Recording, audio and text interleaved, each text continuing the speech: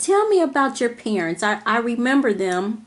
My dad and mom, they came from Luverne, Alabama. As I first stated, we lived over on Wallace Street.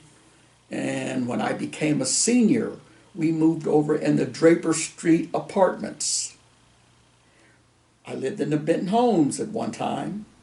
We went from the Benton Homes, and these are things I can remember, from the Benton Homes to Wallace Street, which is only a couple streets over.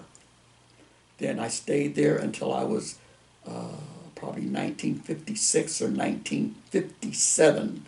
I moved to Draper Street. My dad worked at worked at Republic Steel. Dad was a very good worker. He worked all the time, but he could not get me into Republic Steel. Wow. Because they weren't hiring a lot. But you had to know someone in there. But, as I forestated, if I didn't know Mr. Elkins, I would have never got into Copperwell. Mm-hmm. Jobs were hard to get. It's not like today where they had signs out saying help needed. Matter of fact, you keep going there for a job, they say, I thought I told you we weren't hiring.